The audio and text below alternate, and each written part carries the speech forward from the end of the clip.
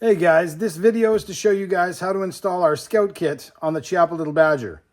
Now the first thing we're going to need to do is remove some of the original parts, including the Picatinny rails around the midsection and the front sight. Now in order to do that, we're going to need a Torx T10 and a 1/16 Allen key for the front sight. Here we go. All right, now that we've stripped off the original components, let's install the front half of the new Scout model. Now, if you've ordered the Scout, it's going to come pre-assembled. It's going to look exactly like this. Simply slide this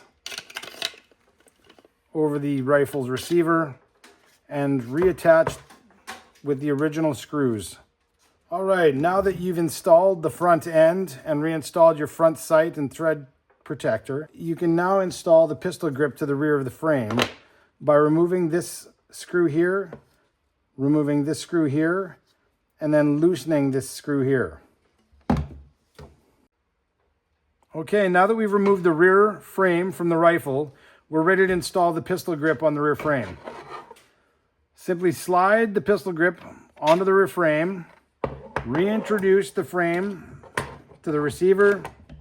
When you've got them lined back up, reinstall the two screws and tighten up the main screw.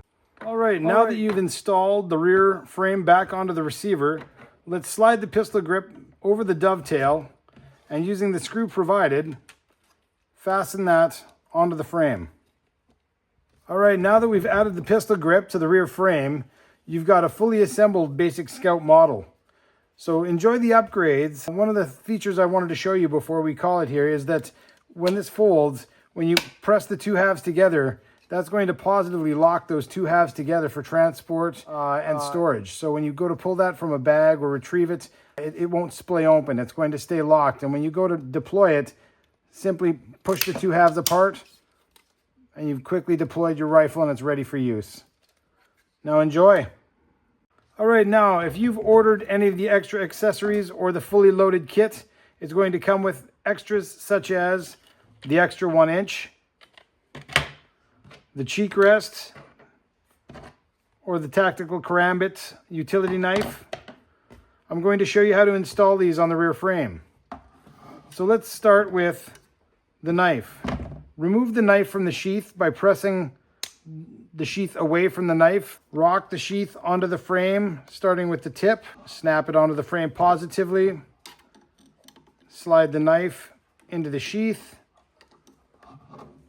It will take a little bit of force and snap in positively to the sheath. Let's take the rear mount and snap it onto the frame. You'll notice there's a circular hole in the bottom and a squared hole on the top. Now, this is an alternate piece. If you haven't ordered the knife, you would snap this onto the front of the frame, and that would be the support for the cheek rest in the front. If you've ordered the knife, however, that hole in the front of the knife will line up with this blade of the cheek rest. Using the longer hardware provided, slide that through for the front hole, fasten. Install the second carriage bolt in the rear, fix it with the threaded thumb screw. Now, if you've ordered the length of pull extension, the extra inch, it simply slides over the rear frame and is fastened in place with the screw provided. All right, now that you've installed the screw on the rear of the extra inch, you've got a fully assembled Scout kit. We're calling this the fully loaded model with all the bells and whistles. Now, it ships with a clip that holds extra rounds on board, but you could also choose to stick survival gear in there, say some fishing hooks, some fishing lines, some matches. Let me know what you decide to do with your extra inch.